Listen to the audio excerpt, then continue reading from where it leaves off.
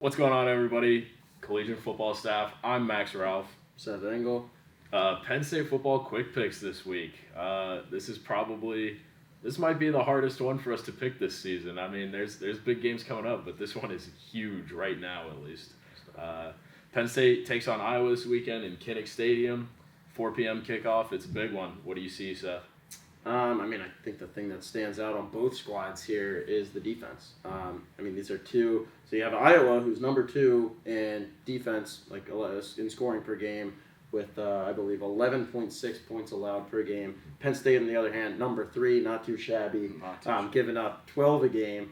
So this is a defensive showdown just to start things out. The under's already set at 41 and a half. It's low. So Vegas is expecting this game to be much less than in terms of scoring than the past few games for the Nittany Lions.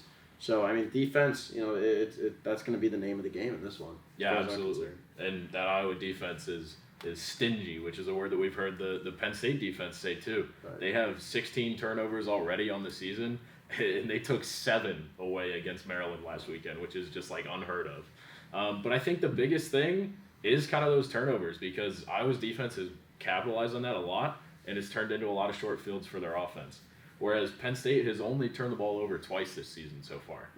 Sean Clifford looks like a totally different player in terms of ball security this year, and it's been kind of a really big step for their offense. Right, and I think when you talk about turnovers and the lack of such for Penn State this year, that really comes down to the offensive line and how strong they've played.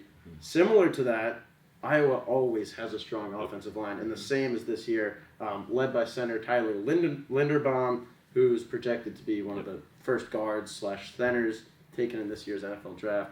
So getting to the quarterback is going to be a point of emphasis in practice this whole week for the Nittany Lions.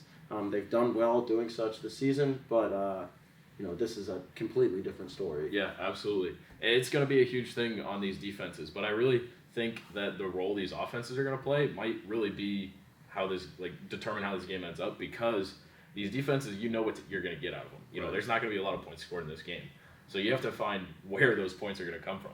Like I said, Iowa has had those short fields because of the turnovers, but when they're forced to go a little bit longer, when they don't have short fields, they struggle a little bit more. They're still a good offense. They can still put points on the board, but we've also seen how easily Penn State with Jahan Dotson, Parker Washington can just instantly take the top off of a defense. Right. And I think that's what it's going to come down to. Well, that's the thing for me is I'm going into this thinking, okay, is Jahan Dotson going to find the end zone? And that's the thing that gives. He's done it 6 games in a row. Exactly. So it's hard to say that he won't find the end zone, because he's just done that so consistently, dating back to last season. Mm-hmm. So I'm thinking, is Jahan Dotson going to be able to find the end zone in this game? To me, I feel like he does. Mm-hmm. It's hard for me to say that he doesn't, and I think that's what really gives Penn State an edge on offense when you need every single point you can get. This is going to be a game where we could see a decent amount of field goals. Mm-hmm. If you could get one Jahan Dotson touchdown, that completely changes the trajectory of the game.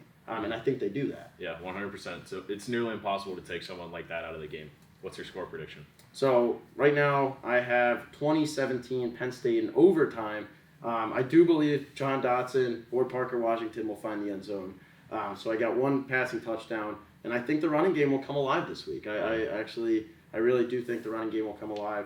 Noah Cain, last time he was in Kinnick, over 100 yards rushing last time he did so.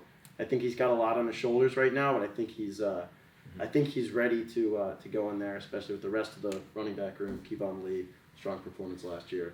1 rushing touchdown, 1 passing touchdown, and a field goal makes it 17-17. OT, Penn State field goal.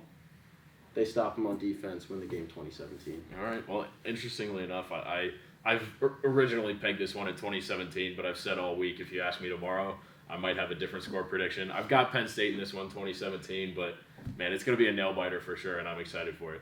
100%. Thanks for watching.